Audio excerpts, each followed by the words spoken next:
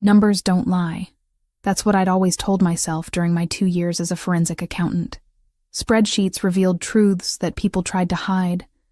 Patterns emerged from chaos, and every transaction left a trail. I'd built my career on that certainty, on the cold logic of debits and credits that made sense when nothing else did. But standing in my bathroom at 6 a.m, staring at the positive pregnancy test I'd taken 3 weeks ago and hidden in the back of a drawer, I understood that some truths couldn't be organized into neat columns. Some secrets grew heavier with each passing day until they became impossible to carry alone. 5 months. I was just past 5 months pregnant, and no one knew. The father was a stranger whose name I couldn't remember from a conference in Chicago about 6 months ago. One night of too much wine and not enough judgment, and now I was hiding my expanding stomach under increasingly creative wardrobe choices while trying to maintain the illusion that my life was perfectly under control. I pulled on a charcoal blazer over my loose-fitting olive dress, the kind of combination I'd been relying on for weeks. High waists, forgiving fabrics, anything that blurred the new curve at my midsection. Oversized layers and strategic tailoring had become armor, disguising the slow betrayal of my own body. In the mirror, the effects still passed for professional. A tired junior associate who lived on coffee and late nights. People saw what they expected to see. Only I knew how carefully I'd learned to angle my shoulders, to keep my laptop bag or coat between me and anyone who might look too closely. How I chose conference tables and restaurant seating based on what they could hide. My makeup did what it could to brighten dull skin, but it couldn't do much about the way pregnancy had softened some lines while stress carved new shadows beneath my green eyes. My phone buzzed with a reminder about today's meeting. The Versiani audit. I'd been working on it for 3 weeks, and every document I reviewed made my unease grow. Christopher Versiani's import business had the kind of financial patterns that made experienced accountants nervous. Legitimate transactions mixed with irregularities that suggested something darker underneath. I grabbed my laptop bag and headed out, leaving my small apartment behind. The building was old, but clean, located in a neighborhood that straddled the line between affordable and acceptable. 3 years ago, when I'd moved here after the falling out with my sister Haley, it had felt like independence. Now, it just felt lonely. The firm's offices occupied 3 floors of a glass tower downtown. I took the elevator to the 15th floor, nodding to colleagues who barely glanced up from their phones. Anonymity had its advantages. No one asked questions about my weight gain or why I'd stopped joining happy hours. I was just Olivia Grant, the quiet accountant who did excellent work and kept to herself. My desk sat in a corner near the windows, surrounded by stacks of files and 2 monitors displaying endless rows of numbers. I settled into my chair carefully, mindful of the pressure on my lower back that had become constant over the past month. "Morning, Olivia." My supervisor, Robert Hayes, appeared beside my desk with a coffee in hand. He was 50-something, balding, and perpetually worried about client retention. "How's the Versiani audit coming?" "I'm finding some inconsistencies in the international transactions," I said, pulling up the spreadsheet I'd been working on. "The volume doesn't match the shipping manifests, and there are regular payments to shell companies in the Cayman Islands." Robert's expression tightened. "Be very careful with this one. Versiani is an important client." "Important or dangerous?" "Both." He lowered his voice. "Just document everything thoroughly and keep me informed before you make any conclusions official." After he walked away, I returned to the numbers, letting them absorb my attention. For 3 hours, I tracked money through layers of corporate structures, identifying patterns that suggested money laundering. It was elegant work, whoever had set it up. Almost elegant enough to hide the truth. Almost. My phone rang just before noon. Unknown number. I answered out of habit. "Olivia Grant." "Miss Grant, this is James from Mr. Versiani's office. He'd like to meet with you this afternoon to discuss the audit." Would 2 o'clock work? My stomach tightened. Clients didn't usually request face-to-face meetings during preliminary audits. I typically coordinate through my supervisor. "Mr. Versiani specifically requested you. He's reviewed your credentials and wants to discuss the findings directly." I glanced at Robert's empty office. 2 o'clock is fine. "Should I come to your location?" "Mr. Versiani will come to you. Conference room B." The call ended before I could respond. I sat back, feeling the baby shift inside me. Braxton Hicks contractions had started last week, irregular tightenings that my online research assured me were normal. But stress made them worse, and this meeting was definitely going to be stressful. I spent the next 2 hours reviewing my notes, making sure every conclusion was supported by documentation. Whatever Christopher Versiani wanted, I wouldn't be caught unprepared. At 1:55, I gathered my files and headed to conference room B. It was one of the smaller rooms, with a table for 6 and windows overlooking the city. I arranged my documents and opened my laptop, then poured myself water from the pitcher on the side table. The door opened at exactly 2 o'clock. Christopher Versiani was not what I expected. The financial profiles I'd reviewed suggested someone older, harder.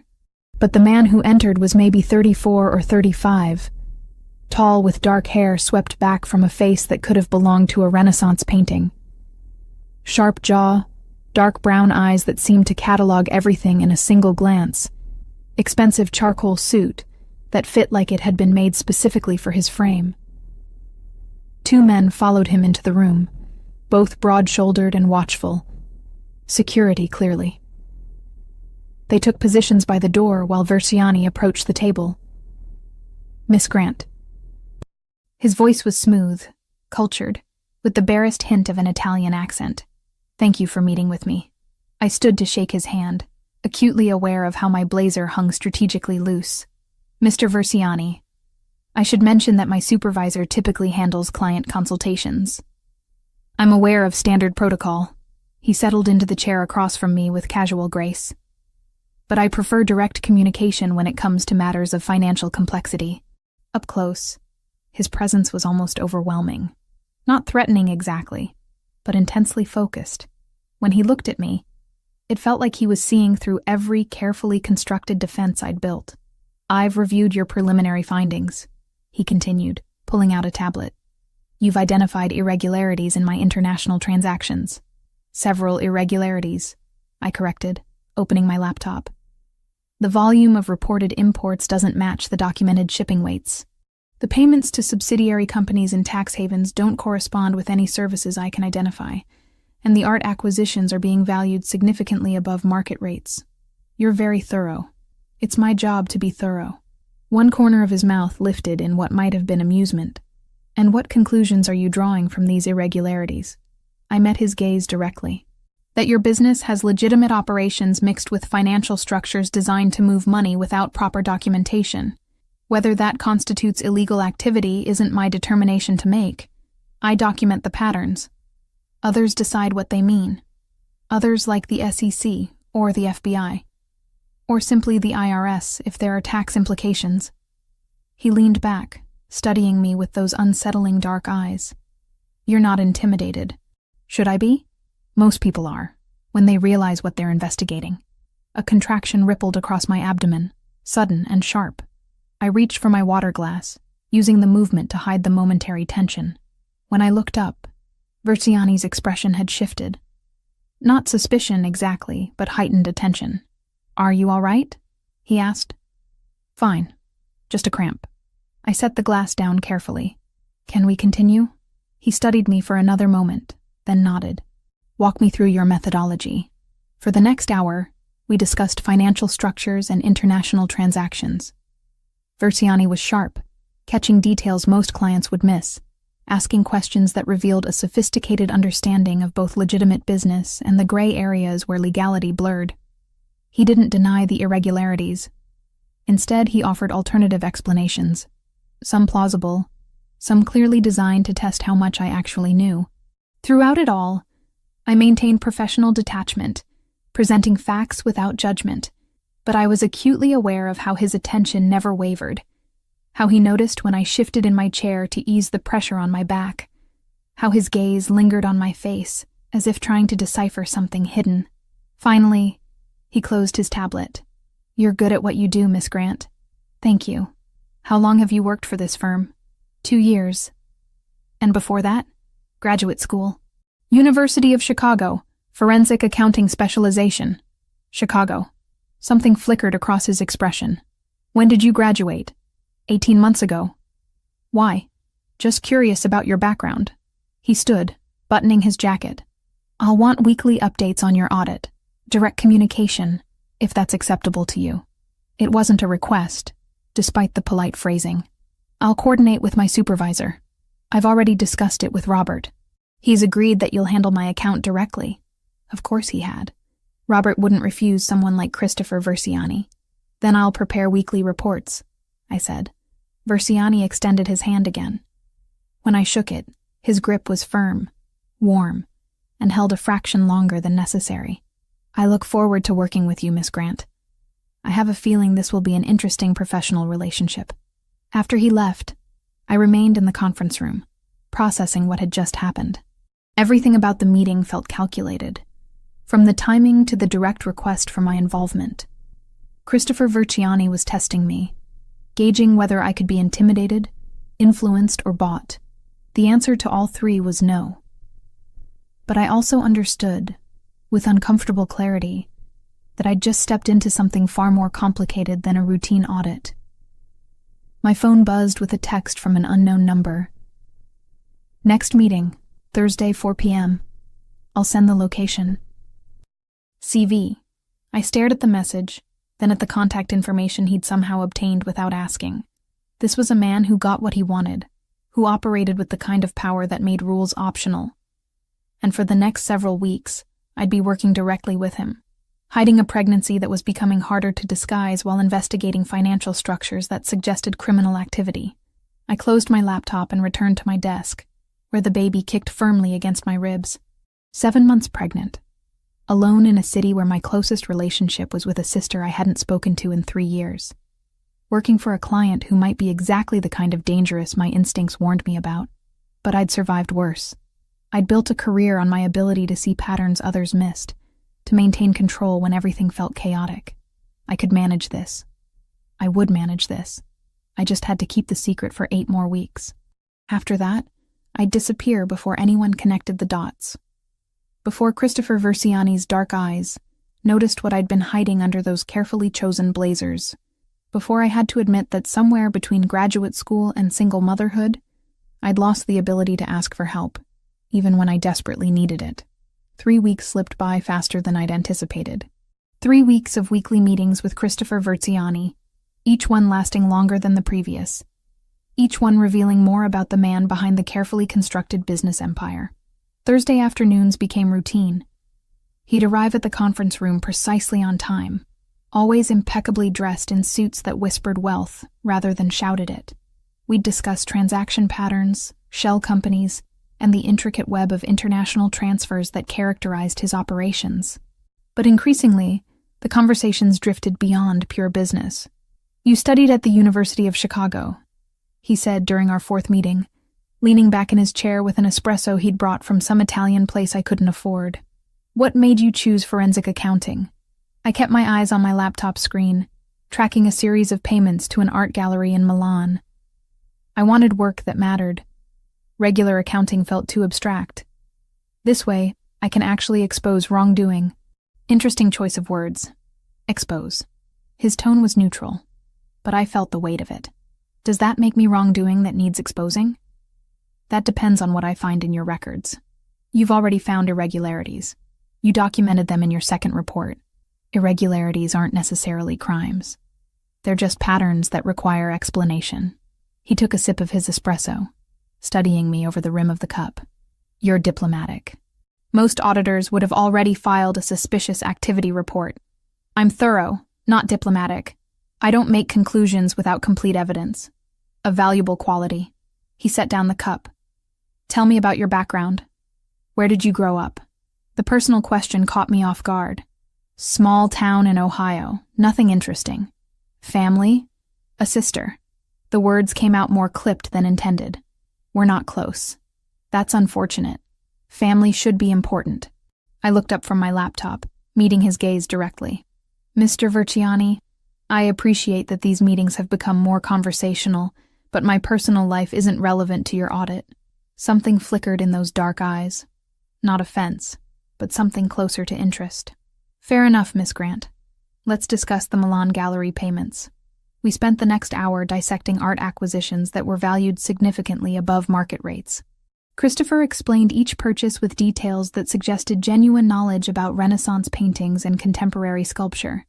Either he was an actual art enthusiast, or he'd done extensive homework to create a plausible cover story. I suspected both. After he left, I remained in the conference room, staring at the spreadsheets that told a story of money moving through legitimate channels that occasionally fed into darker tributaries. My supervisor, Robert, had stopped asking detailed questions about the audit's progress, which told me everything I needed to know. The firm didn't want to look too closely at Christopher Versiani's operations. That evening, I had my monthly prenatal appointment at a clinic 30 minutes from my apartment. I'd chosen the location specifically for its distance from work, paying cash for services that should have been covered by insurance. But insurance left paper trails, and paper trails meant questions I wasn't ready to answer. Dr. Sarah Whitfield was in her 40s, efficient and kind without being overly curious. She'd accepted my explanation about wanting privacy without pressing for details.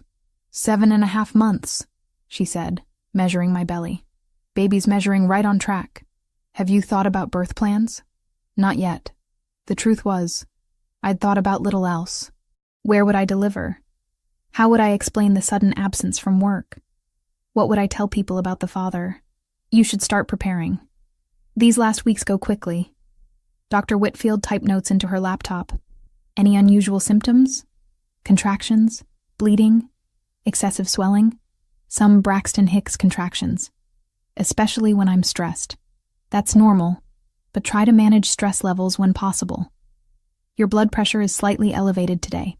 I nodded, knowing that managing stress was impossible when I was investigating a potential criminal while hiding a pregnancy from everyone I knew. After the appointment, I stopped at a pharmacy 2 towns over to pick up prenatal vitamins.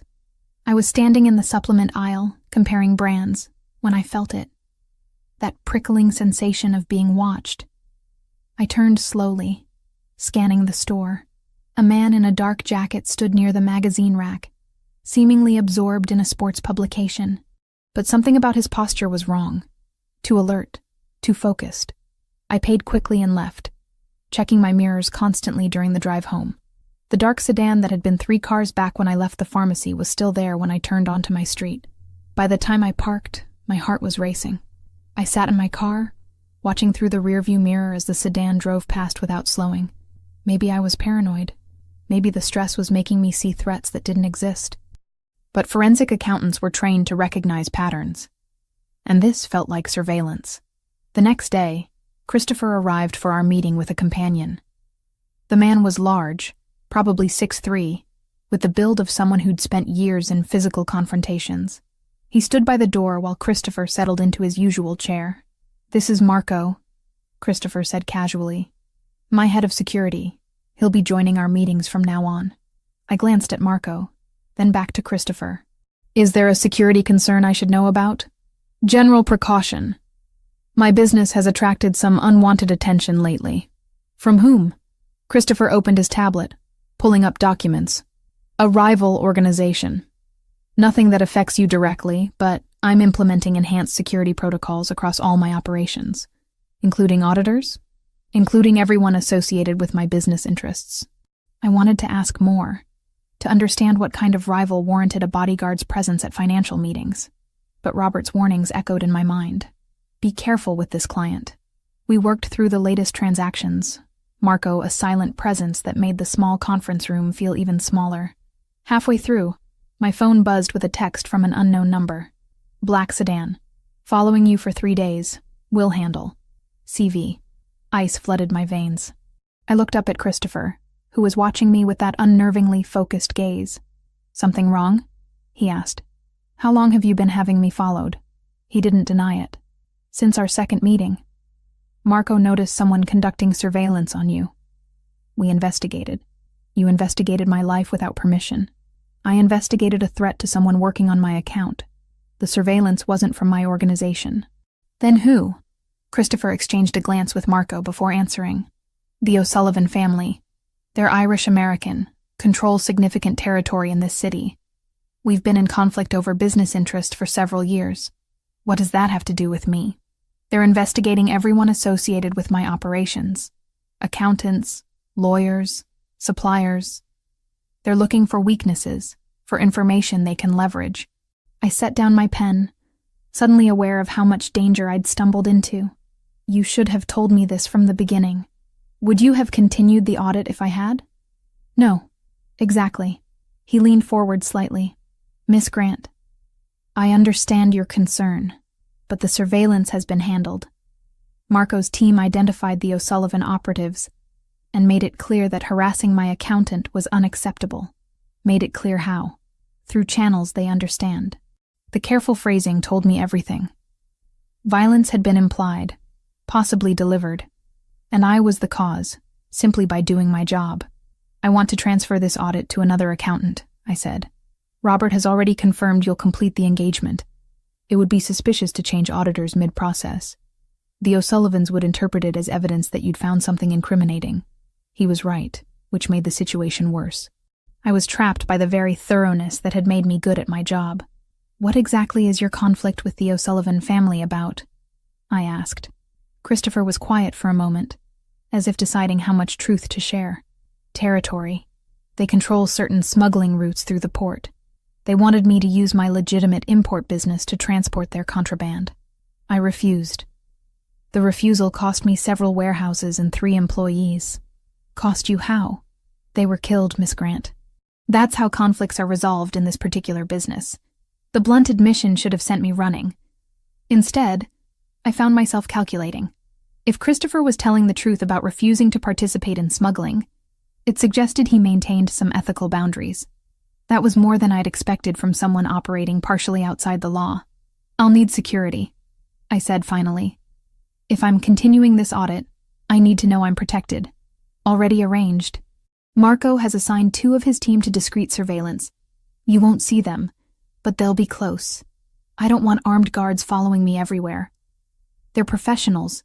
You'll never know they're there unless you're in danger.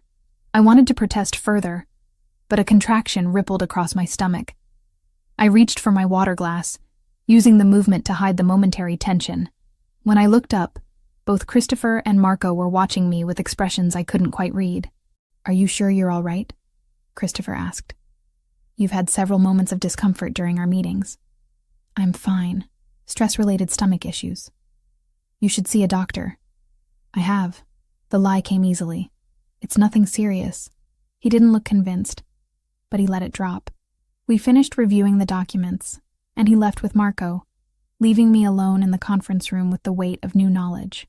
I was caught between organized crime factions, investigating a man who admitted to violence while claiming to have ethical lines, and hiding a pregnancy that was becoming harder to conceal with each passing week. That night, I stood in my bathroom staring at my reflection. The blazers weren't hiding my stomach as well anymore. Soon, very soon, someone would notice. And when they did, questions would follow. Questions about the father, about why I'd hidden it, about my fitness to continue working. I needed a plan. 8 more weeks until my due date.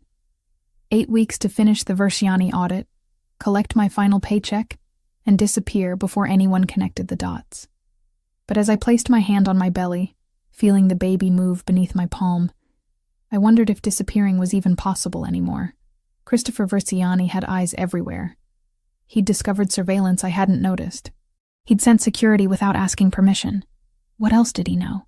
What else had he seen that I thought was hidden? The questions followed me to bed, where I lay awake, calculating probabilities and risks, trying to find a path through the increasingly complex maze my life had become. Numbers had always made sense, but people, particularly dangerous people with dark eyes and protective instincts I didn't understand, operated according to different mathematics entirely. The meeting was supposed to end at 6. Christopher had scheduled it for late evening, ostensibly to review quarterly statements away from the distractions of normal business hours. But when I arrived at his corporate offices, a sleek building in the financial district, something felt wrong. The lobby was too quiet. The security guard at the desk looked up sharply when I entered, spoke briefly into his radio, then waved me toward the elevators without the usual visitor badge protocol. Christopher's office occupied the entire top floor. I'd never been here before, Our previous meetings had always taken place at my firm's conference rooms, neutral territory, where I felt some measure of control. Being in his space shifted the dynamic in ways I couldn't quite define. The elevator opened directly into a reception area decorated in minimalist modern style. Dark wood, leather seating, abstract art that probably cost more than my annual salary. A woman in her 50s sat at the reception desk, her expression professional but warm. "Miss Grant? Mr. Versiani is expecting you. Conference room 2, down the hall to your left." I followed her directions, my low heels clicking against polished marble. The hallway was lined with windows overlooking the city, lights beginning to sparkle as dusk settled. At the end, double doors stood slightly ajar. I pushed them open and stopped. The conference room was massive, dominated by a table that could seat 20. But what caught my attention was the scene unfolding beyond the floor-to-ceiling windows on the opposite wall. The building's parking garage was visible 3 floors below, and I could see 2 distinct groups of men facing each other in what was clearly a confrontation. Christopher stood at the window, hands in his pockets, watching the scene with Marco beside him. "Miss Grant." He didn't turn around. "I apologize for the irregular meeting location. Circumstances have become complicated. What's happening down there?" "A business discussion that's becoming less civil than I'd prefer." He finally turned, and I saw tension in the set of his shoulders. "The O'Sullivan family has decided that polite warnings are insufficient." As if to punctuate his words, I watched one of the men below shove another. The group surged together, and even from this distance, I could see the violence erupting. "We should call the police," I said. Marco laughed, a short, bitter sound. "The police won't come in time. Not for this." "What do you mean?" Christopher moved away from the window, gesturing for me to sit at the conference table. "Sit down, Miss Grant. There's something you need to understand about the situation you've inadvertently become part of." I remained standing. "I'm an accountant. I audit financial records. I'm not part of anything. You became part of it the moment you started investigating my transactions with sufficient competence to draw attention." He pulled out a chair, sitting down himself. "Please, this will be easier if you're seated." Against my better judgment, I sat, keeping the table between us. "The O'Sullivan family controls significant criminal operations in this city," Christopher began. "Smuggling, primarily. They use legitimate import businesses as covers, forcing owners to transport contraband alongside legal goods. 3 years ago, they approached me with that same proposition, and you refused." "I refused. My father built his business on actual imports, legitimate trade. When he died, I inherited both the company and a choice about its future. I chose to maintain the legitimate operations while phasing out the questionable transactions he'd been involved in. I thought about the audit findings, the patterns I'd identified, the shell companies in the Cayman Islands, the art acquisitions, remnants of my father's operations. I've been systematically closing those channels, redirecting capital into fully legal ventures. It's a slow process when you're trying not to attract regulatory attention during the transition. So you're claiming you're actually cleaning up your business. I'm claiming exactly that. But the O'Sullivans see my refusal to cooperate as an insult and a threat. If I can operate profitably without their smuggling routes, it suggests others could do the same. That undermines their entire model. A crash from below drew my attention back to the window. The fight had escalated. I could see someone on the ground. "This is insane," I said. "People are being hurt down there. 3 people have been killed in the past 6 months over this conflict." Christopher said quietly. 2 of mine, 1 of theirs. This is what happens when territories are disputed in our world. I don't want to be part of your world. Neither did the 2 accountants who worked for companies that accepted O'Sullivan's terms. Both are now complicit in smuggling operations, trapped by knowledge they can't unknow, and evidence that implicates them if they try to leave. His meaning was clear. "You're saying that if I'd been working for someone else, I'd be compromised by now. Or dead, if you'd tried to report what you found." He leaned forward slightly. "Miss Grant, Olivia, you need to understand the reality of this situation. You've documented irregularities in my accounts that could be interpreted multiple ways. The O'Sullivans want those documents because they believe you found evidence of criminal operations they can use as leverage. They think they can force you to testify against me, or to provide intelligence about my financial structures. Can't you just give them what they want, end the conflict, and participate in human trafficking, drug smuggling, and weapons transport? No. I won't build my life on that foundation. There was conviction in his voice that surprised me. I'd assumed Christopher Versiani was simply another criminal with a better public relations strategy, but if he was telling the truth about transitioning away from illegal operations, it complicated everything. What does this have to do with tonight's meeting? I asked. The confrontation below is because I discovered O'Sullivan's people planning to intercept you in the parking garage of your office building. They intended to abduct you, question you about the audit findings, and use you as leverage against me. Ice spread through my chest. They were going to kidnap me? Marco's team intervened before the plan could be executed. What you're watching is the aftermath of that intervention. I stood abruptly, chair scraping against the floor. This is crazy. I'm calling the police, reporting all of this, and telling them what? That you're investigating a legitimate businessman who's being harassed by criminal rivals? That you have suspicions but no proof of actual crimes? That you're afraid of being kidnapped based on intelligence from the target of your audit? He was right. Everything about this was too tangled, too complicated to explain to authorities who'd want clear victims and obvious criminals. I'm quitting, I said. I'll tell Robert to assign the audit to someone else. I'll transfer to a different department. I'll leave the city if I have to. Leaving won't make you less valuable to the O'Sullivans. You've already seen enough documents to be useful to them. And changing auditors mid-investigation would signal that you found something significant, which would make them even more determined to acquire you. So what am I supposed to do? Christopher stood, moving around the table toward me. I backed up instinctively, but he stopped several feet away, respecting the distance. Accept protection. Temporarily. Until this conflict resolves. And how long will that take? I don't know. Weeks, possibly months. But Marco's team is the best private security in the city. They can keep you safe. I wanted to refuse. Accepting protection from the subject of my audit was about as ethically compromised as I could get. But the alternative was becoming a target for a criminal organization that had already killed multiple people over this territory dispute. I need time to think, I said. Time is something you don't have much of. Christopher nodded toward the window. Below, the confrontation was breaking up, both groups retreating to separate vehicles. The O'Sullivans now know we're aware of their plans. They'll accelerate their timeline. A contraction rippled across my stomach, stress-induced and sharp. I pressed my hand against my abdomen, trying to breathe through it. You're in pain, Christopher observed. This is the 4th time I've noticed you having physical distress during our meetings. It's nothing. Stress. Have you seen a doctor about these stress symptoms? Yes, it's being managed. He looked like he wanted to press further, but Marco appeared in the doorway. Boss, we need to move. O'Sullivan's people are regrouping. Christopher turned back to me. Marco will drive you home. There will be a security team watching your building tonight. Tomorrow we'll discuss longer-term arrangements. I didn't agree to this. You didn't refuse either. His dark eyes held mine. Miss Grant, I understand you value your independence. But independence is meaningless if you're dead or imprisoned by people who'll use you as a bargaining chip. Let me protect you while we navigate this situation. Another contraction. Stronger this time.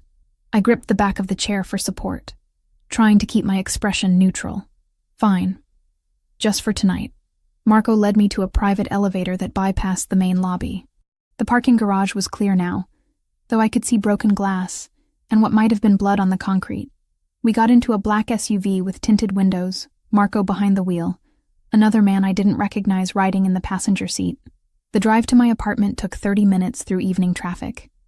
Neither man spoke except for occasional radio communications in code I didn't understand. When we arrived, Marco walked me to my door. There'll be a team in a vehicle across the street, he said. Shift changes every 8 hours. If you need anything, if you see anything unusual, call this number. He handed me a card with a single phone number printed on it. This is insane, I said. This is survival. He waited until I'd unlocked my door and stepped inside. Lock it. Don't open it for anyone except delivery drivers you're expecting. And even then, verify through the peephole first. After he left, I stood in my dark apartment shaking. The enormity of what I'd stumbled into was overwhelming. I wasn't just auditing a complicated business. I'd become a piece in a violent territorial dispute between criminal organizations. I went to my window and looked down at the street. A dark sedan was parked across from my building, exactly as Marco had said. 2 figures visible in the front seats. My phone buzzed. "Christopher, are you safely inside?" "Yes." "Good. Try to rest. We'll talk tomorrow about next steps." "There's something you should know." I wasn't sure why I was about to tell him. Maybe because the day had stripped away all my careful defenses. "I can't be put in danger. I have reasons why I need to avoid any situations that might become violent or require extensive legal involvement." There was a pause. "What kind of reasons?" "Personal ones. I just need you to understand that I can't be compromised in certain ways." "Noted. Is there anything else you're not telling me, Miss Grant? Anything that would affect security protocols?" "Everything. I'm 7.5 months pregnant with a stranger's child, and I've been hiding it from everyone, including you. And if this situation forces me into hospitals or police stations, or anywhere with official documentation, people will find out." "No," I said. "Nothing else. Then get some rest. I'll have Marco pick you up at 9 tomorrow. We'll meet somewhere secure and develop a comprehensive plan." After he hung up, I stood at my window for a long time, watching the security team watch my building. I'd spent months trying to remain invisible, to keep my pregnancy secret until I could disappear with my secrets intact. But Christopher Versiani saw everything. Sooner or later, he'd see through this lie too. And when he did, I had no idea what would happen to the fragile safety net I was being forced to accept. Working from home under constant surveillance was surreal. I could see the security team's vehicle parked across the street whenever I looked out my window. Knowing they were there should have made me feel safer. But instead, it felt like being watched from 2 sides, protected from external threats while being monitored by the very people providing that protection. Marco picked me up at 9 the next morning, as Christopher had promised. The drive took us out of the city, winding through increasingly affluent neighborhoods, until we reached a gated property surrounded by high walls and mature trees. "Where are we?" I asked, as Marco punched in a code at the gate. "One of Mr. Verciani's properties. More secure than meeting in the city." The gate swung open, revealing a driveway that curved through landscaped grounds. The house itself was modern but not ostentatious, all clean lines and large windows. Security cameras were visible at regular intervals, and I spotted at least 2 guards patrolling the perimeter. Christopher met us at the entrance, dressed more casually than I'd ever seen him. Dark jeans, a black sweater, no tie. It made him look younger, more approachable, and somehow more dangerous. Stripped of the formal business armor. "Thank you for coming," he said, gesturing for me to follow him inside. I thought neutral territory would be better for this conversation. Somewhere we both feel less constrained by professional boundaries. The interior was surprisingly warm. Hardwood floors, comfortable furniture that looked actually lived in rather than designer selected.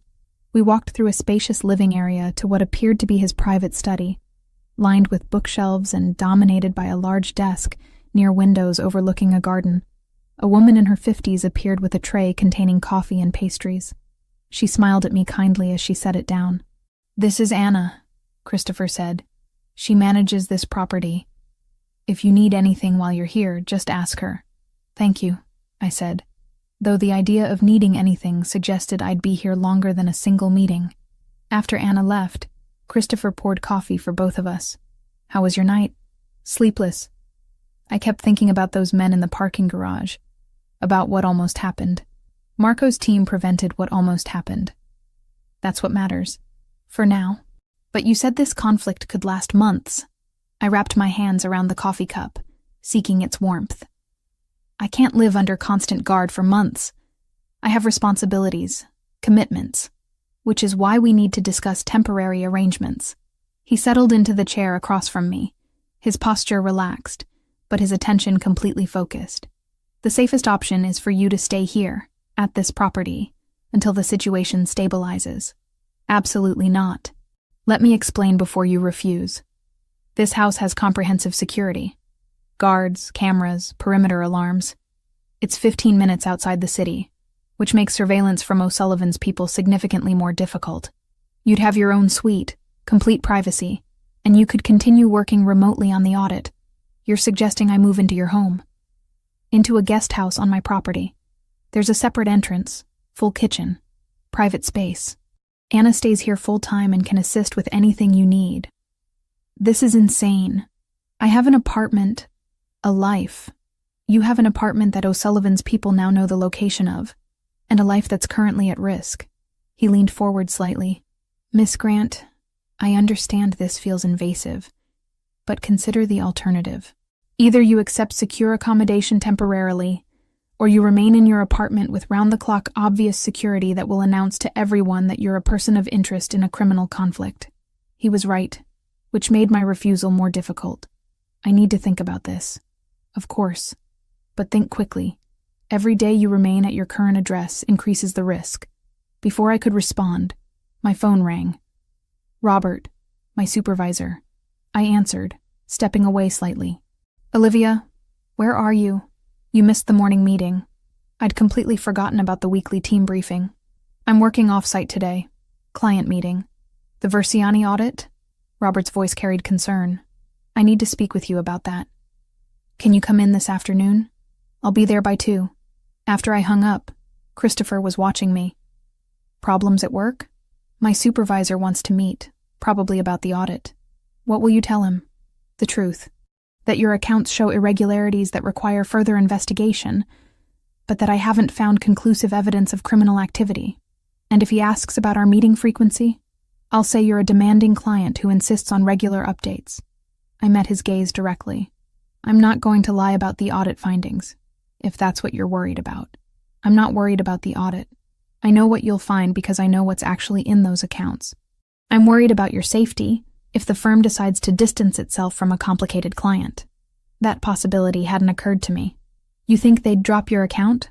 I think Robert is smart enough to recognize when a client relationship is creating problems. If he decides the risk isn't worth the fees, you'll lose whatever protection my association provides. Your association is what created the danger in the first place. No, your competence created the danger. If you'd done a superficial audit and missed the key transactions, the O'Sullivans wouldn't have noticed you. But you're thorough, and that thoroughness made you valuable. The baby kicked suddenly, a sharp jab against my ribs. I pressed my hand against my side, trying to ease the discomfort without drawing attention. You're in pain again, Christopher observed. These stress reactions are becoming more frequent. I'm fine. You keep saying that, but your body is clearly telling you otherwise. He stood, moving to a cabinet against the wall. I have contacts with excellent private physicians. Discreet, experienced. Let me arrange for someone to examine you. No, thank you, but no. Why not? If you're having stress-related symptoms severe enough to cause physical pain, you should have medical evaluation, because any doctor would immediately recognize that I'm 7.5 months pregnant, and then all of this carefully constructed secrecy would collapse. I have my own doctor, I said. I'll make an appointment. He studied me for a long moment, and I had the uncomfortable feeling he knew I was lying, but he didn't press further. At least eat something. You barely touched breakfast. I picked up one of the pastries, more to end the conversation than from actual hunger. It was excellent, flaky, and filled with cheese, but I could only manage a few bites before my stomach protested. Morning sickness had mostly passed, but stress brought it back with a vengeance. Tell me about your business, I said, changing the subject. The legitimate parts. If I'm going to be working with you, I should understand what you're actually trying to build. Christopher returned to his chair, seeming relieved by the shift to safer territory. My father started with wine imports from Italy. His family owned vineyards in Tuscany, and he saw an opportunity to bring quality wines to American restaurants at competitive prices. The business grew, expanded into other Italian products. Olive oil, cheese, furniture, art, and somewhere along the way, the legitimate business provided cover for less legitimate transactions. My father believed in pragmatism. When certain organizations offered opportunities to increase profits through their distribution channels, he accepted. By the time I inherited the business, those relationships were deeply embedded. But you're trying to extract yourself. I'm trying to build something that doesn't require looking over my shoulder, that doesn't put employees at risk or force moral compromises. He paused. My mother died when I was 15. Cancer. My father threw himself into the business, made decisions he probably wouldn't have made otherwise. He died 3 years ago, and I inherited his choices along with his company. There was pain in his voice when he mentioned his mother, humanizing him in ways I'd been trying to avoid.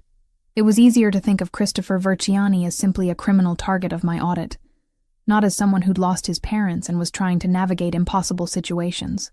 I'm sorry about your mother, I said quietly. Thank you. She would have liked you, I think. She valued competence and honesty. I'm not sure she'd approve of her son holding an accountant captive to discuss protection arrangements. You're not captive. You're free to leave anytime. Am I? Because it feels like every option that doesn't involve accepting your help leads to danger.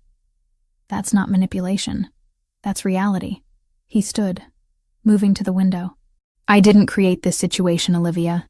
The O'Sullivans did when they decided to target anyone associated with my businesses. I'm simply offering you the best protection available while we resolve it. The use of my first name instead of the formal Miss Grant didn't escape my notice.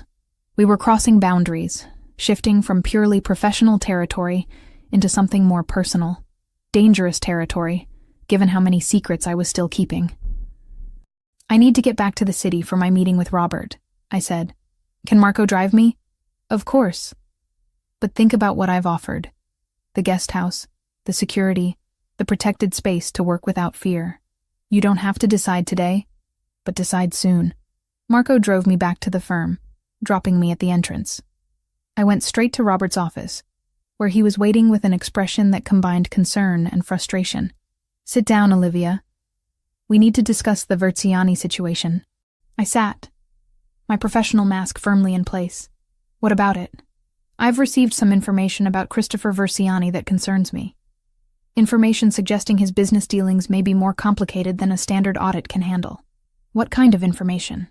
The kind that comes from federal investigators who are interested in his operations. The kind that suggests we should consider withdrawing from the engagement before our firm becomes entangled in whatever they're investigating. My stomach dropped. The FBI contacted you? Not officially, but word travels in certain circles. Verciani is on multiple agencies' radar. If we continue auditing his accounts, we may end up being called to testify about our findings. Isn't that the point of forensic accounting? To document financial irregularities that may be criminal? Yes, when we're hired specifically for that purpose. But we were engaged for a standard corporate audit. This has evolved into something else. Robert leaned back in his chair. I'm considering recommending to the partners that we withdraw. It would mean returning the fees already paid and potentially losing a significant client. But it protects the firm from complications. What about protecting me? If you withdraw, the O'Sullivan organization will interpret it as evidence that I found something damaging. They'll intensify their attempts to access my findings. Robert's expression shifted. How do you know about the O'Sullivans? Because they've been following me. Because they tried to arrange a situation where they could question me about the audit. Because Christopher Verciani had to assign private security to prevent my kidnapping. Jesus. Robert ran his hand through his thinning hair. This is worse than I thought. You should have told me immediately when you became aware of external threats. I'm telling you now, and I'm saying that withdrawing from the engagement will make things worse, not better. Then what do you suggest? Let me finish the audit. Give me 2 more weeks to complete my analysis and deliver a final report. Then the engagement ends naturally, without raising suspicions about what I found. Robert considered this. 2 weeks. But you work from home, maintain minimal contact with the client, and you document everything. If anything escalates, we go to the authorities immediately. Agreed. After leaving his office, I returned to my desk and stared at the spreadsheets that had caused so much trouble. Numbers that should have been simple truth had instead revealed a world of complications I wasn't equipped to handle. My phone buzzed with a text from Christopher. How did your meeting go? The firm is nervous. They're considering withdrawal. I can speak with Robert, provide assurances. No, that would make it worse. Let me handle this professionally, as you wish. But the offer stands. Protection, accommodation, security. When you're ready. I spent the rest of the afternoon working on the audit, documenting the legitimate transactions I'd verified, and flagging the questionable ones that remained unresolved. If I only had 2 weeks to finish, I needed to focus on completing the analysis rather than investigating every irregularity. By 5, my lower back was aching, and the baby was unusually active, pressing against my ribs in ways that made breathing difficult. I packed up my laptop and headed for the elevator, planning to go straight home and collapse. The parking garage was mostly empty at this hour. My car was on the 3rd level, in a corner spot I'd chosen that morning for its proximity to the exit. I was halfway there when I heard footsteps behind me. I turned. 3 men emerged from between parked cars, positioning themselves to cut off my exit route. Not security, not Marco's team. The way they moved, the cold calculation in their approach, marked them as exactly what Christopher had warned me about. O'Sullivan's people had found me. Marco's team appeared from behind a support column before the men could reach me. 4 against 3, and Marco's people moved with professional efficiency that suggested military training. The confrontation was brief and violent, ending with O'Sullivan's men retreating toward the stairwell. One of Marco's security team, a woman with short dark hair and calculating eyes, approached me. "Miss Grant, are you hurt?" "No. What just happened?" Attempted contact. They wanted to talk, but we didn't give them the chance. She gestured toward a black SUV pulling up nearby. "We're taking you to the secure property. It's not safe here anymore." I wanted to argue, to insist on going home, but my hands were shaking too badly to hold my car keys. I let them guide me into the SUV, where Marco was already waiting. "How did they find me?" I asked as we pulled out of the garage. "They've been watching the building, waiting for a moment when you were alone." Marco's expression was grim. This escalation means something changed on their end. Either they're getting desperate, or they received new intelligence. Intelligence about what? About the audit findings. About whatever they think you've discovered. The drive to Christopher's property took longer than usual, Marco taking an indirect route to ensure we weren't followed. By the time we arrived, Christopher was waiting at the entrance, his expression dark with controlled anger. "Are you hurt?" he asked immediately, scanning me for injuries. "I'm fine. Your people got there first. This time." He gestured toward the house. "Come inside. We need to talk about what happens next." I followed him to his study, where Anna was already preparing tea. The normalcy of the gesture, tea and fine china while discussing organized crime, felt surreal. "You're staying here," Christopher said once Anna had left. "It's not negotiable anymore." They attempted direct contact in a location they knew would have minimal witnesses. "Next time, they'll be more aggressive. I can't just move into your property." "Why not? Give me one reason that outweighs your safety." "Because I have a life I'm trying to maintain. Because accepting this makes me dependent on you. Because the longer I stay in your world, the harder it will be to extract myself when this is over." "And if you're dead before it's over, what life will you have then?" The bluntness of the question silenced me. He was right, and we both knew it. I was out of safe options. "The guest house," I said finally. "Separate entrance, like you mentioned. And I continue working on the audit remotely. 2 weeks, like I promised Robert." "Agreed. I'll have Marco collect your essentials from your apartment." "Anything specific you need?" I thought about the hidden pregnancy tests, the prenatal vitamins, the maternity clothes I'd been gradually acquiring. "I'll make a list." Over the next 2 days, I settled into the guest house with a mixture of relief and resignation. Anna stocked the fridge and moved through the space with a quiet efficiency, always knocking before bringing meals and leaving the trays on the small table inside the door, unless I invited her in. On the first afternoon, I misjudged the step down from the foyer into the living room. My balance shifted, the world tilting for a split second. Christopher was suddenly there, his hands closing around my upper arms as he pulled me back against his chest. For one suspended heartbeat, there was nothing between us. No strategically placed laptop bag, no restaurant table, no winter coat. Just the unmistakable curve of my abdomen pressed to him. His fingers tightened, just slightly, then eased as he let me go, his expression smoothing into something neutral and unreadable. He didn't comment, didn't glance down, simply asked if I was all right and stepped back.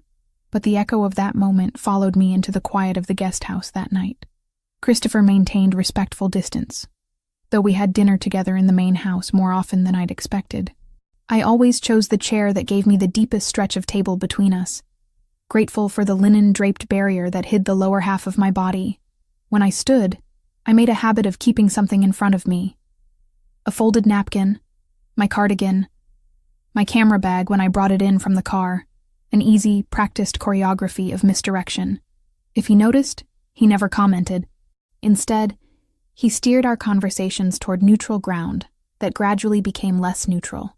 Food, books, the grind of our respective careers, the strange ways grief had hollowed out our 20s and forced us to navigate adulthood without the guidance we'd expected to have. "You mentioned a sister," Christopher said during the second dinner. "Why aren't you close?" "We had a fight 3 years ago. She got married young, wanted me to be her maid of honor. I couldn't make it because of a crucial work commitment. She said I prioritized career over family, that I was cold and selfish." "And you never reconciled?" "She stopped taking my calls. I stopped trying after a few months. I pushed food around my plate. Maybe she was right. Maybe I am too focused on work. Or maybe you're trying to build something stable after losing your foundation." His dark eyes were understanding. "People grieve differently. Your sister chose connection.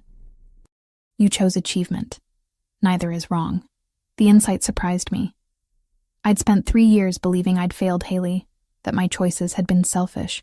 But Christopher's reframing offered a different perspective. "Do you ever think about reaching out to her again?" he asked. "Sometimes. But what would I say? That I'm sorry for choices I'd probably make again? You could say that you miss her. That you'd like the chance to understand each other better, even if you never fully agree." I looked at him.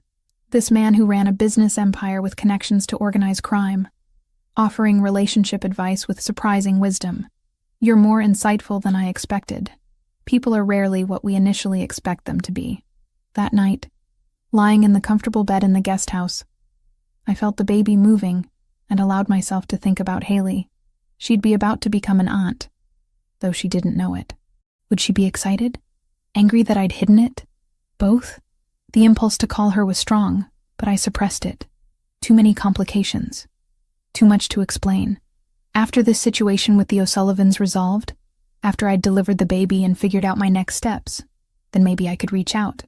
Maybe then I'd have enough stability to risk rejection. The audit work consumed my days. I worked from the guest house, video conferencing with Robert twice a week, and submitting progress reports that documented both the legitimate transactions I'd verified and the irregularities that remained suspicious. The patterns were becoming clearer. Christopher's father had indeed built extensive networks for moving money through art acquisitions and shell companies, but those operations had been gradually scaled back over the past 2 years. Christopher was telling the truth about transitioning toward fully legitimate business. The question was whether that transition would be complete before external pressures forced different choices. On my 6th day at the property, I had my monthly prenatal appointment. I'd arranged it at the same distant clinic, but this time with Marco driving me. He waited in the vehicle while I went inside, keeping watch for any O'Sullivan surveillance. "Doctor, Whitfield was concerned about my elevated stress levels and slightly high blood pressure. You're at 32 weeks now. Everything is progressing normally, but stress this late in pregnancy can trigger early labor. Whatever situations you're dealing with, you need to find ways to manage them." "I'm trying. Are you getting adequate rest? Eating properly? Do you have support systems in place for after the birth?" Support systems. I had none. No family involved. No friends who knew about the pregnancy. No partner. Just a secret I'd carried alone for 8 months, and a plan to disappear before anyone discovered the truth. "I'm working on it," I said, which wasn't entirely a lie. I was working on surviving each day, which was the best I could manage. After the appointment, Marco drove me back to the property. As we pulled through the gates, I saw an unfamiliar car parked near the main house. Christopher stood beside it, speaking with a well-dressed older man I didn't recognize. "Who's that?" I asked Marco. "Legal counsel. Mr. Verciani's been negotiating with the O'Sullivans through intermediaries. Negotiations about what? Territory, terms of truce, how to resolve this conflict without further casualties. I went to the guest house, but an hour later Christopher knocked on the door. "Can we talk?" he asked when I opened it. "Of course." He entered, looking more tired than I'd seen him. "The negotiations aren't going well. The O'Sullivans are demanding concessions I can't make without essentially surrendering control of my business. They want access to my distribution networks, percentage of profits, and oversight of my operations. What happens if you refuse? Escalation, more violence, more risk to everyone associated with me." He met my gaze directly, "Including you. So what are you going to do?" "I'm considering options that would resolve this permanently, but those options have consequences I need to think through carefully." The vagueness of his phrasing told me he was considering something dangerous, something final. "Don't do anything that compromises who you're trying to become," I said quietly. "You told me you're trying to build something legitimate. Don't destroy that goal to solve a temporary problem. The O'Sullivans aren't temporary. They're a permanent threat as long as I operate in this city. Then maybe you need to consider operating somewhere else. Take your legitimate businesses and relocate to territory that isn't contested." He looked at me with surprise. "You're suggesting I run?" "I'm suggesting you make strategic choices that align with your stated goals. You want to transition to fully legitimate operations. That's easier in a location where you're not constantly fighting territorial disputes with criminal organizations." Christopher was quiet for a long moment. "That's actually not a terrible idea. Several of my wine suppliers are based in California. I could establish operations there, gradually shift the company's center away from this city." "Would the O'Sullivans let you leave?" "If I conceded this territory and paid exit fees, yes. They don't care about my operations in other states. They only care about control here." "Then that's your answer." He studied me with an expression I couldn't quite read. "You have good strategic instincts. Have you ever considered consulting work beyond forensic accounting? I prefer numbers to strategy. Numbers are clearer, but you're good at seeing patterns in complex situations. That's valuable." Before I could respond, my phone rang. "Robert. Olivia, we have a problem. The FBI just contacted the firm. They want to interview you about the Verciani audit." My stomach dropped. "When?" "Tomorrow morning, 9 a.m. at their field office." Robert's voice carried stress. "They specifically requested you. Something about information you've documented that's relevant to an ongoing investigation. I'll be there." After hanging up, I looked at Christopher, who had clearly heard the conversation.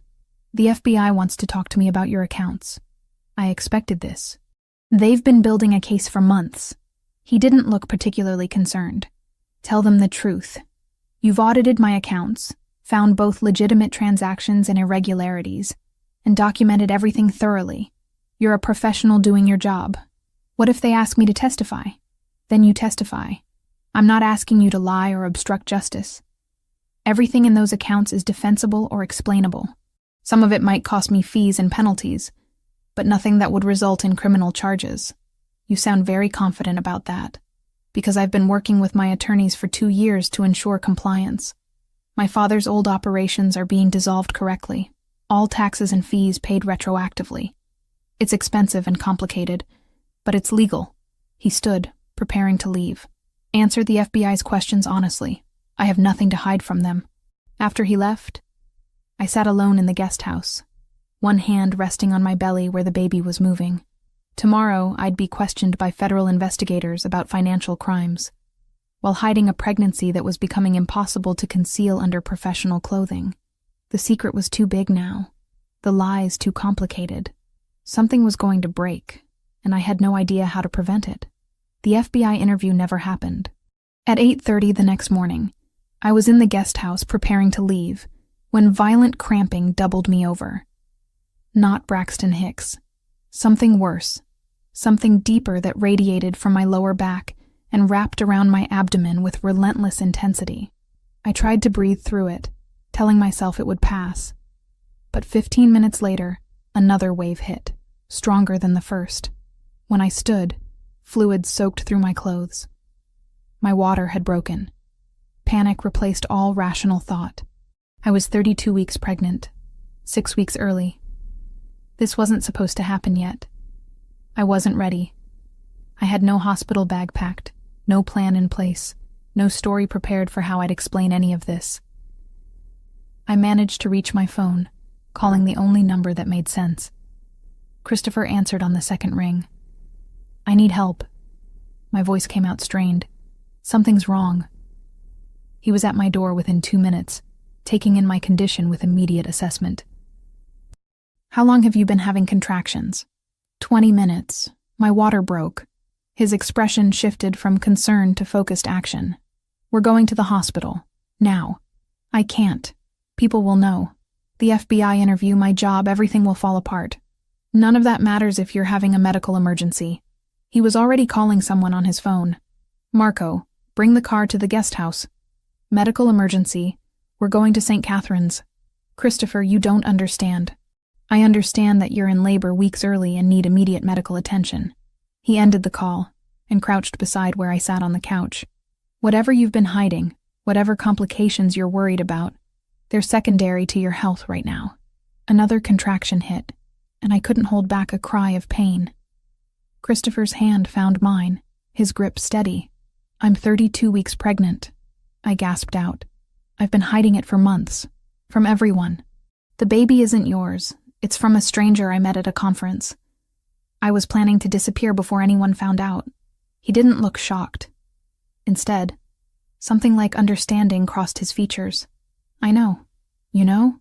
I figured it out the week you moved into the guest house," he said quietly. "You almost fell in the foyer, remember? I caught you, and for a second there was nothing between us.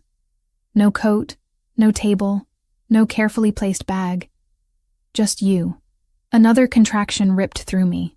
I squeezed his hand, breath shaking. "So you guessed."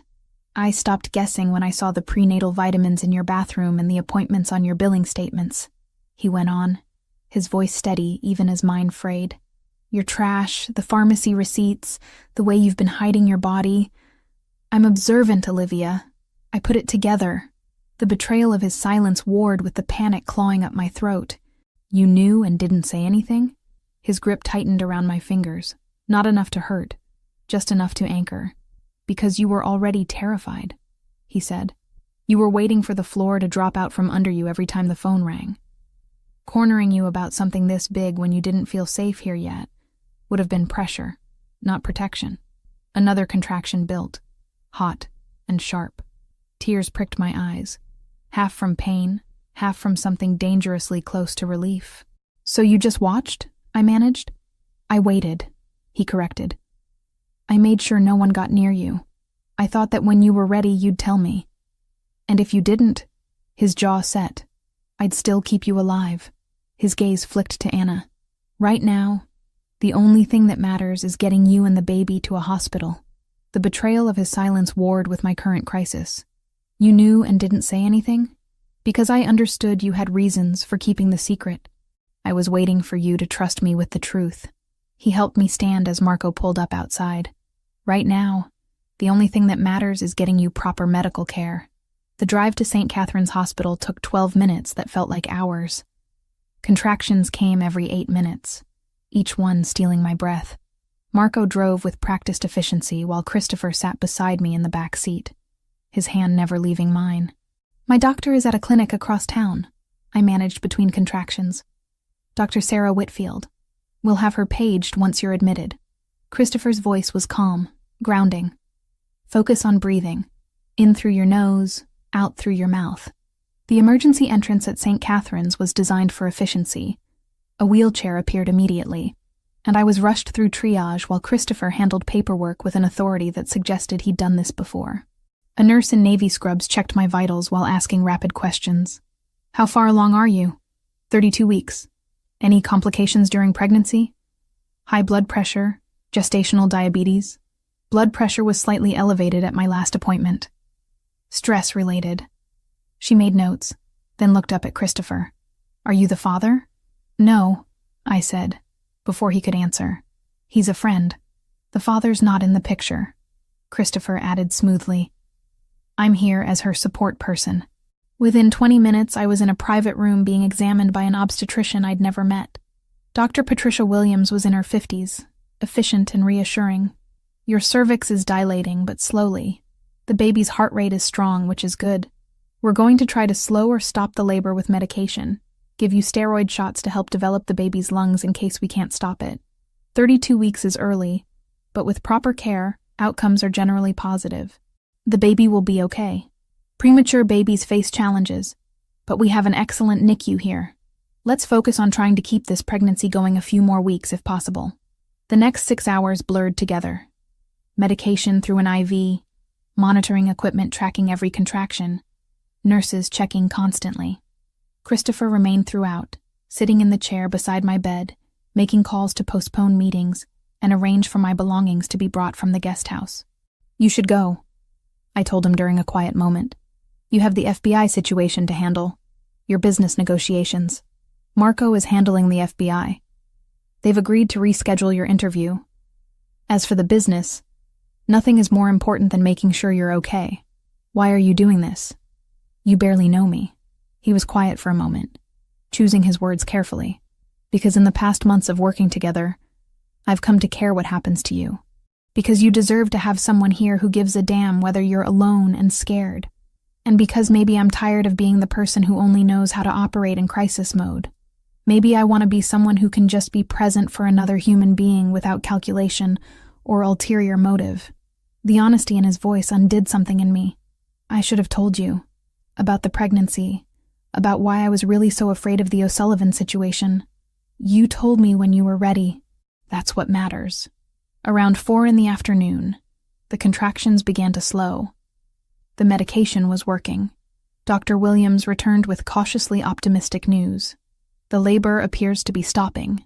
We'll keep you overnight for observation, continue the steroid treatments, and monitor closely. If you can make it another few days without active labor, we'll reassess. Ideally, we'd like to get you to 34 weeks minimum. What do I need to do? Complete bed rest. No stress, no physical exertion. You'll need someone monitoring you constantly in case labor restarts suddenly. She'll stay at my property, Christopher said. Private nursing care, whatever equipment or monitoring is needed. I'll arrange everything. Dr. Williams looked between us. That's very generous. Miss Grant, are you comfortable with this arrangement? I thought about my alternatives. Returning to my apartment alone with O'Sullivan's people still searching for me. Trying to manage bed rest while maintaining my job and keeping the pregnancy secret. The FBI interview that would eventually happen. All of it impossible to navigate without support. Yes, I said. I'm comfortable with it. After Dr. Williams left, I turned to Christopher. This is going to complicate everything. Your negotiations, the audit, the whole situation. The situation was already complicated. This just adds different variables. He stood, moving to the window. For what it's worth, I'm glad you're not facing this alone anymore. Even though the baby isn't yours, even though I lied for months, the baby being mine or not is irrelevant to whether you deserve support and protection. As for the lying, you did what you felt necessary to survive. I understand survival choices better than most people. That evening, Christopher left briefly to handle business while I ate bland hospital food and tried to process everything. The secret was out, at least to him. Soon it would spread further. Medical records, insurance claims. Eventually everyone would know. My phone had 17 missed calls. The FBI, Robert. Even a few numbers I didn't recognize. I couldn't deal with any of it. Around 8, Christopher returned with Anna, who carried an overnight bag she'd packed from the guest house.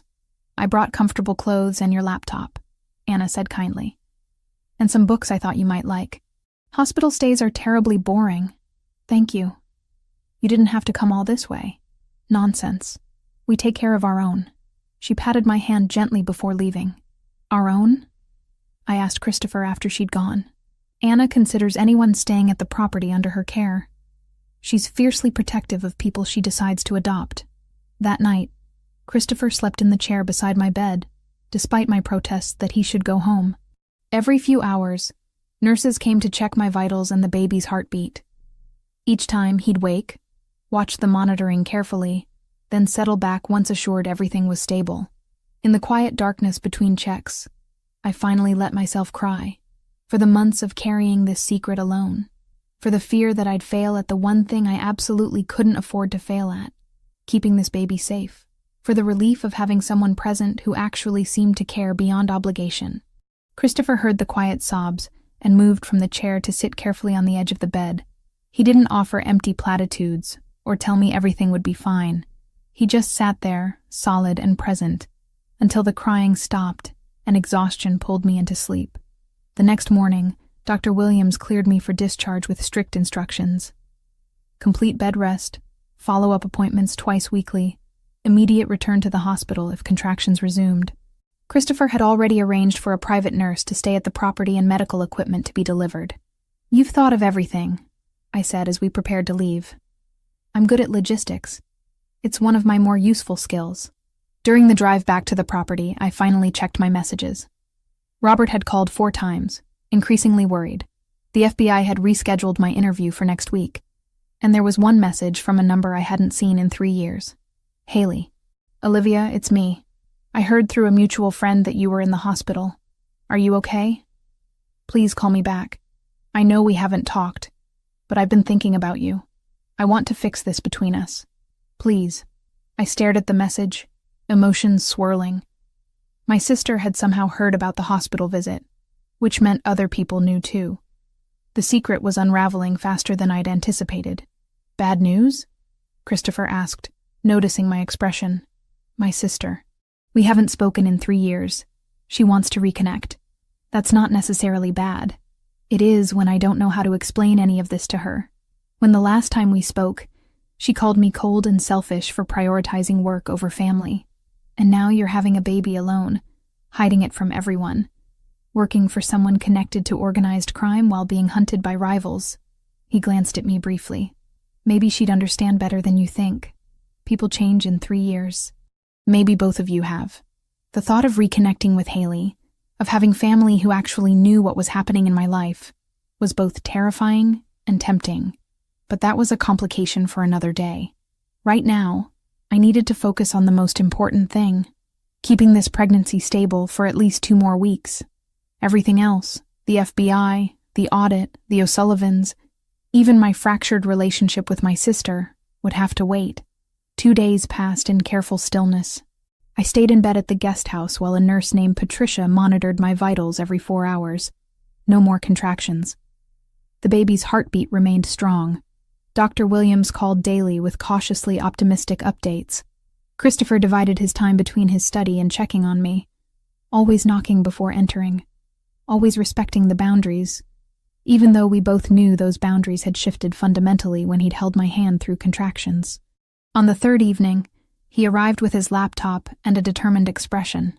"We need to talk about what happens next," he said, settling into the chair beside my bed. "The FBI interview is in 4 days. The O'Sullivan negotiations are stalled, and your medical situation requires ongoing care that's expensive and complicated. I'm aware of all that. So here's what I'm proposing. A negotiation between us. Clear terms that address everyone's interests." I shifted carefully against the pillows. "What kind of negotiation?" "First, the audit. I want you to complete it honestly. Document everything you've found. The legitimate operations, the problematic transactions, all of it. But I also want your recommendation about whether what you've found constitutes criminal activity or simply poor record-keeping that's being corrected. You want me to editorialize my findings.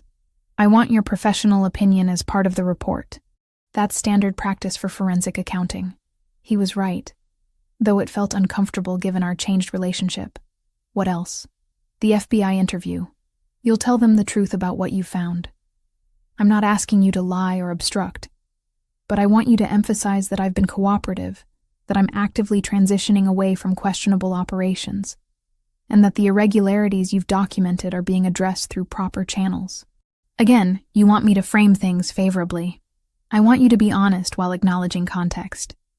There's a difference between a criminal actively engaged in illegal operations and someone unwinding inherited complications. I considered this. And what do I get in return for these favorable framings? Medical care. For the remainder of your pregnancy and after the birth. private doctors, whatever specialist you need. I'll cover all expenses, no insurance claims that leave paper trails. You maintain your privacy while getting excellent care. That's not negotiation, that's charity. Then let's call it compensation for the stress my business has caused you. The O'Sullivan situation put you in danger. This is me making that right. There's more, isn't there? You're building toward something bigger.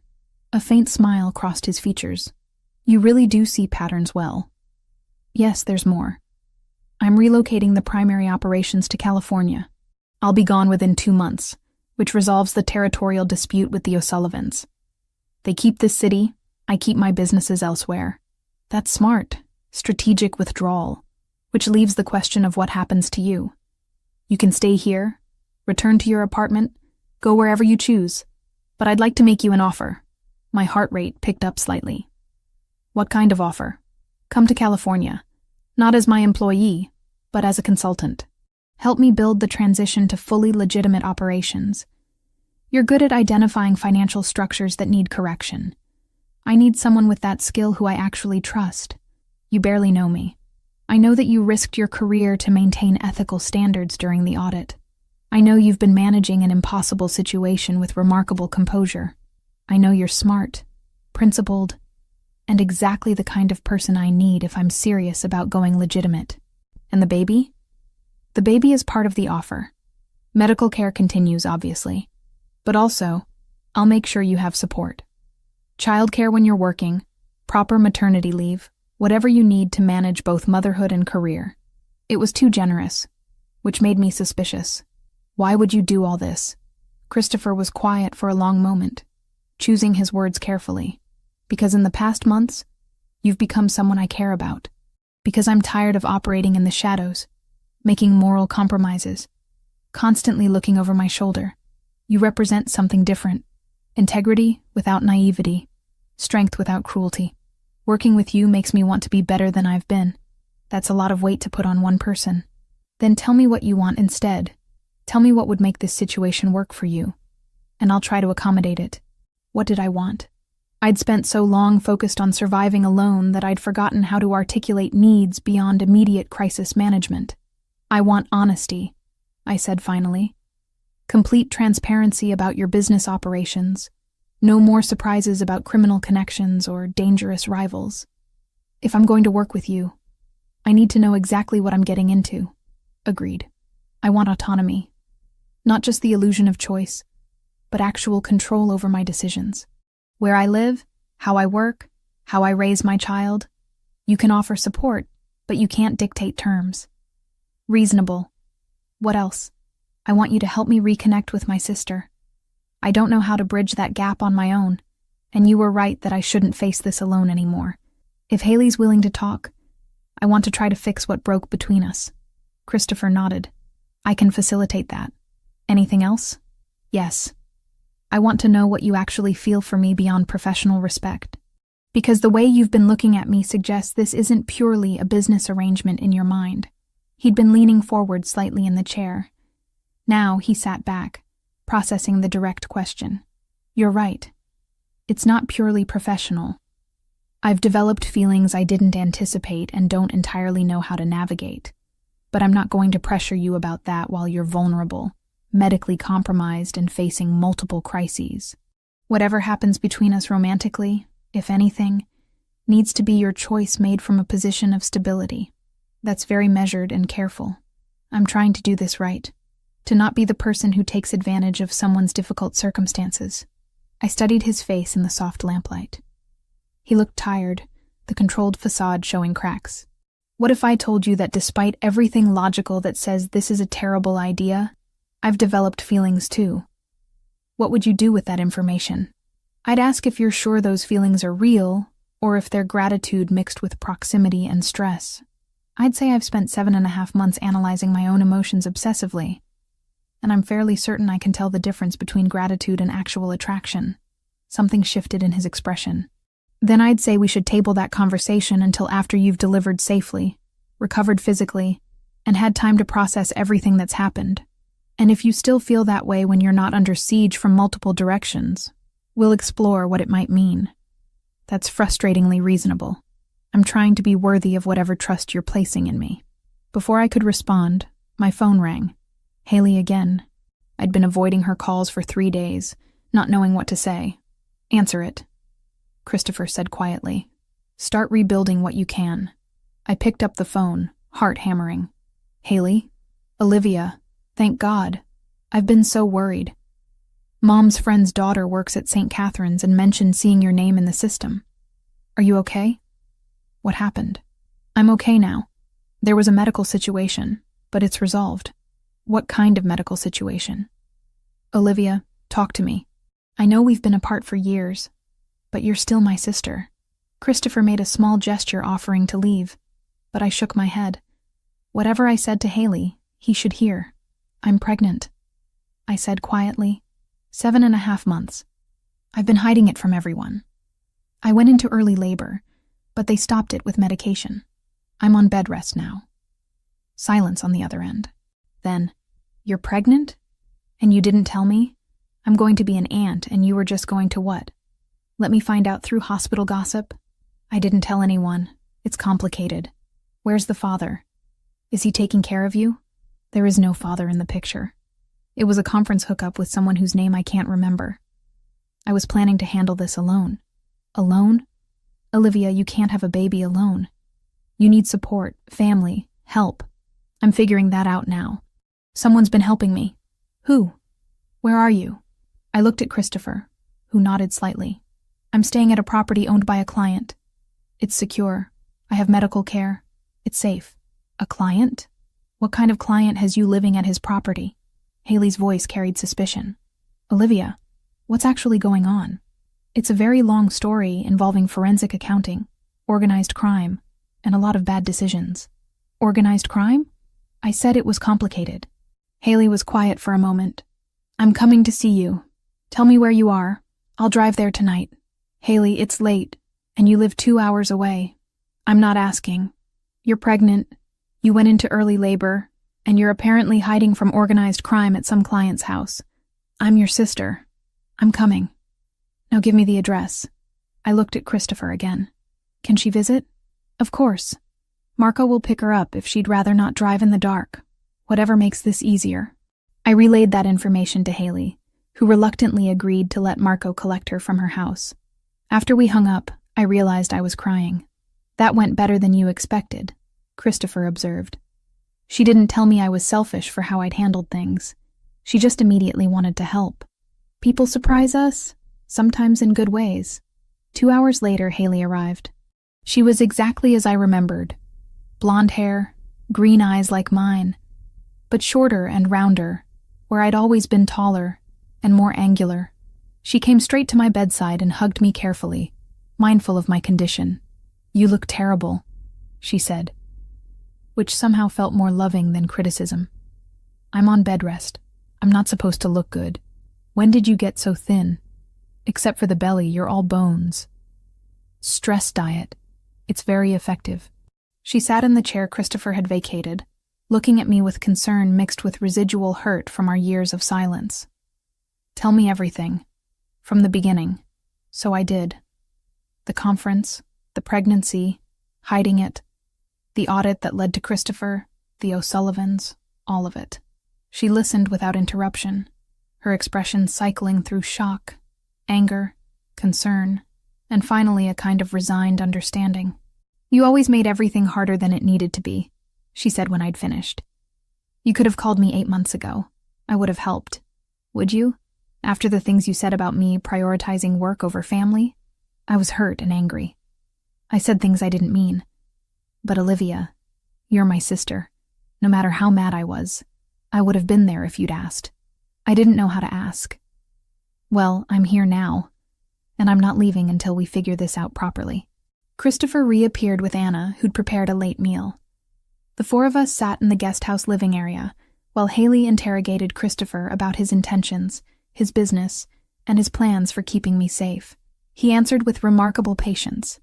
Never defensive, always honest about the complications while emphasizing his commitment to legitimate operations. Finally, Haley turned to me. Do you trust him? Yes. Surprisingly, I do. And you want to go to California, work with him, build something there? I think so. If I can finish this FBI interview without compromising either my ethics or his safety, then I'll support that. But I'm also going to visit regularly, and if anything feels wrong, I expect you to tell me immediately. It was more than I'd dared hope for. Family, rebuilt on foundations of honesty rather than hidden secrets. That night, after Haley had been settled in a guest room in the main house, Christopher returned to check on me one final time. "Thank you," I said. "For tonight, for Haley, for all of it. You deserve to have family present. Everyone does. The FBI interview is in 2 days. Are you ready for whatever I'll tell them? I've been ready for months. Tell them the truth, Olivia. Whatever happens, we'll handle it together."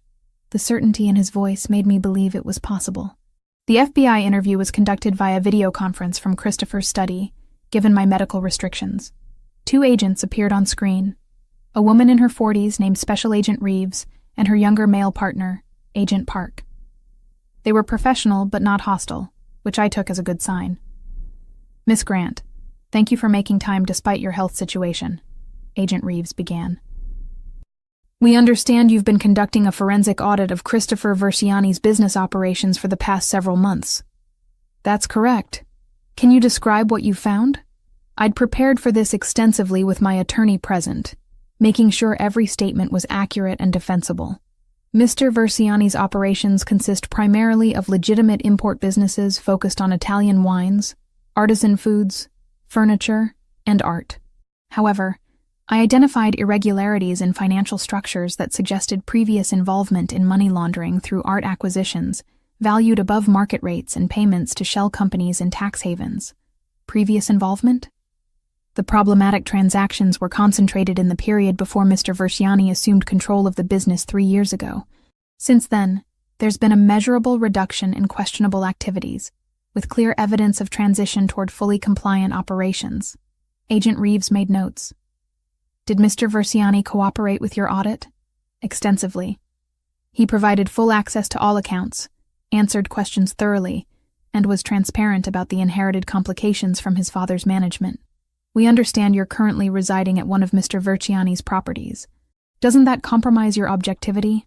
"I'm residing there because my apartment became unsafe due to harassment from a rival organization called the O'Sullivan family, who were attempting to access my audit findings through intimidation and potential kidnapping. Mr. Versiani provided security as a direct result of dangers created by my professional work for his account." Agent Park spoke for the first time. "Tell us about the O'Sullivans." I detailed what I knew about the territorial conflict, the surveillance I'd experienced, the parking garage confrontation. Both agents listened carefully, occasionally asking clarifying questions. "Are you aware of any criminal activities Mr. Versiani is currently engaged in?" Agent Reeves asked. "No. Based on my extensive review of financial records, his current operations appear to be legitimate business activities being conducted in compliance with applicable laws and regulations." "But you found evidence of previous criminal activity." "I found evidence of financial irregularities that could be interpreted as money laundering from the period before Mr. Versiani's control. Those operations are being systematically dissolved with proper legal oversight." The interview continued for 2 hours, covering every aspect of the audit. I answered honestly, but emphasized context Christopher had asked me to include. The agents seemed satisfied, though they indicated the investigation would continue. After they signed off, my attorney nodded approvingly. "You did well. Truthful but not damaging." That's exactly what was needed. Christopher had listened from another room. When he entered afterward, his expression was carefully controlled. "Thank you for being fair in your characterization. I told the truth. You've been transparent with me throughout this process. What happens now?" "I complete the final audit report. You move operations to California, and we both hope the FBI concludes their investigation without charges. That afternoon, I finalized the audit report.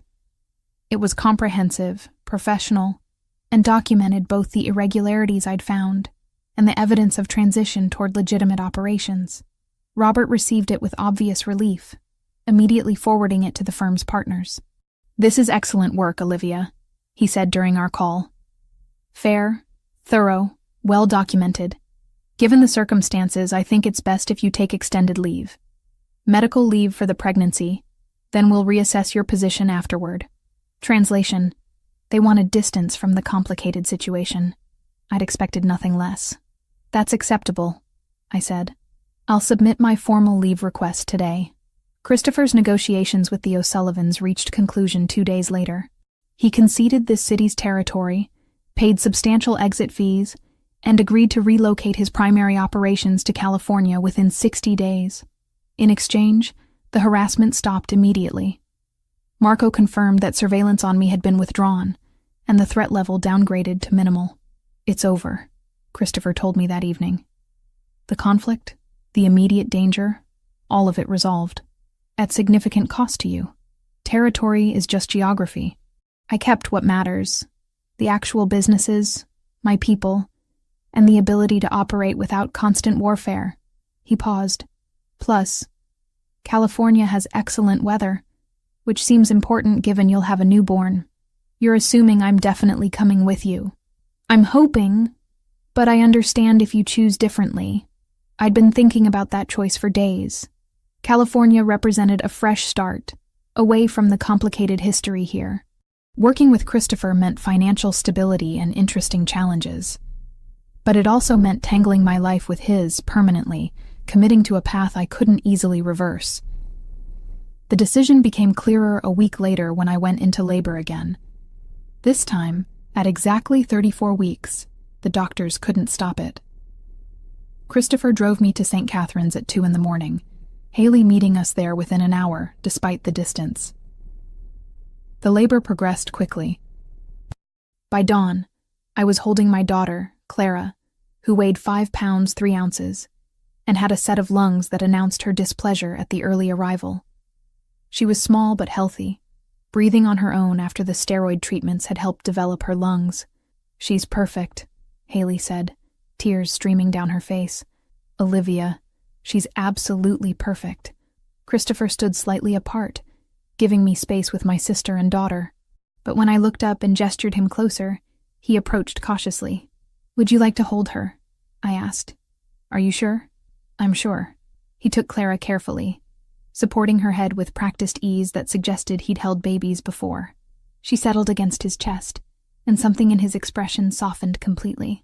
Hello, Clara, he said quietly. Welcome to the world. You're going to have an interesting life. She yawned, entirely unimpressed by the momentous nature of her birth. The next few days blurred together in the controlled chaos of new motherhood. Clara had to stay in the hospital for additional monitoring, being premature. I stayed with her, sleeping in a chair beside her isolette, learning to nurse and change diapers and interpret her different cries. Christopher and Haley took turns keeping me company, bringing food and fresh clothes, handling the logistics I couldn't manage while focused entirely on my daughter. My sister had taken personal leave from her teaching job to be present, and her support was invaluable. I'm sorry I wasn't there for you before, she said one afternoon while Clara slept. When you needed family, I let pride keep me away. I'm sorry I chose work over being your maid of honor. You were right that I prioritized career too much. We were both right and both wrong. Can we agree to do better going forward? Yes. Definitely yes. A week after Clara's birth, Dr. Williams cleared us for discharge. Clara had gained weight, was feeding well, and showing all the right developmental markers despite her early arrival. I was exhausted but healing properly. Christopher appeared with a car seat already installed in his vehicle and a surprising amount of baby supplies in the trunk. I might have ordered some things, he admitted when I raised an eyebrow at the quantity. Some things?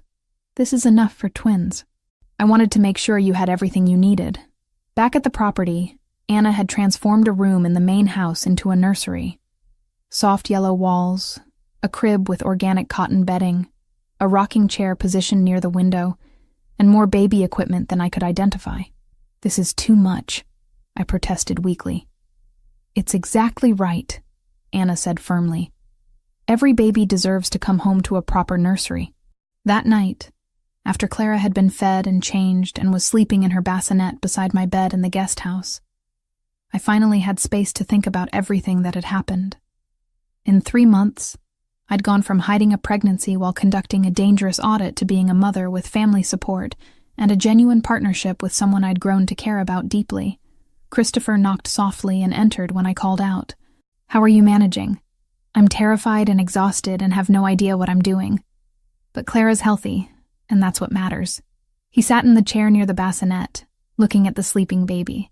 "I meant what I said about California. The offer stands, whatever you decide. Consulting work, medical care, support with childcare. I want you there, Olivia. Not just professionally, but because I've become invested in your life and Clara's. You barely know her. I know she's determined, loud when she wants something, and has inherited your habit of looking at people like she's assessing their competence. That's already enough to be invested." I laughed quietly, not wanting to wake Clara. "What about romantically? You said we'd revisit that conversation when I was stable. Is this stable? Probably as stable as my life gets." He moved to sit on the edge of the bed, careful not to jostle me. "Then here's what I want. I want to build something real with you. Relationship that isn't based on crisis or necessity, but on genuine connection. I want to watch Clara grow up and be part of her life, not as her father, but as someone who cares about both of you. I want to wake up in the morning and know that the person I'm building a business and a life with is someone I admire, trust, and love." "Love? I'm in love with you, Olivia. It happened somewhere between your stubborn insistence on completing that audit ethically and the way you've handled impossible circumstances with courage I didn't expect. I'm not asking you to love me back right now. I'm just telling you the truth about where I am." I reached for his hand. "I do love you. It's terrifying and inconvenient and completely illogical given everything. But I do." He leaned forward and kissed me gently, carefully, mindful of my recent delivery and exhaustion. "So California?" he asked when we separated. "California. Fresh start, legitimate business, partnership in every sense. Let's build something worth having." 6 months later, I stood in the living room of a house in Northern California, watching Christopher and Haley assemble a toy kitchen that Clara was still too young to use. My sister visited monthly now, flying out to spend long weekends with her niece. The consulting work I'd taken on was challenging and engaging, helping Christopher and several other clients transition toward fully transparent operations. Clara babbled from her playmat, reaching for toys and demonstrating the determined personality we'd already come to know well. She was thriving, hitting all her developmental milestones despite the premature birth. The FBI had closed their investigation into Christopher's operations 3 months ago, finding insufficient evidence of ongoing criminal activity. The transition to California had been successful, with legitimate import businesses growing steadily. Christopher entered from the kitchen, carrying coffee. He kissed me briefly before sitting beside Clara, who immediately grabbed for his watch. "Your daughter has expensive taste," he observed. "Our daughter," I corrected. "You've been more of a parent than her biological father ever was or will be. Then our daughter definitely has expensive taste."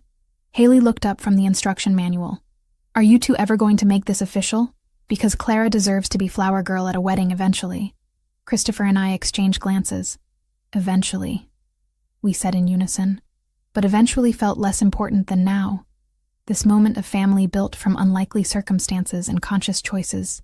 I'd spent so long hiding, protecting secrets, operating alone, learning to trust, to accept help. To build something with another person had been harder than any audit I'd ever conducted. But watching Clara laugh as Christopher made faces at her, seeing Haley contentedly assembling furniture, knowing that tomorrow would bring new challenges we'd face together, I understood that some things were worth the risk of opening up. Numbers had taught me about patterns and truth. People had taught me about love and family. And Clara, tiny determined Clara, had taught me that sometimes the best things in life come from the moments when all your careful plans fall apart.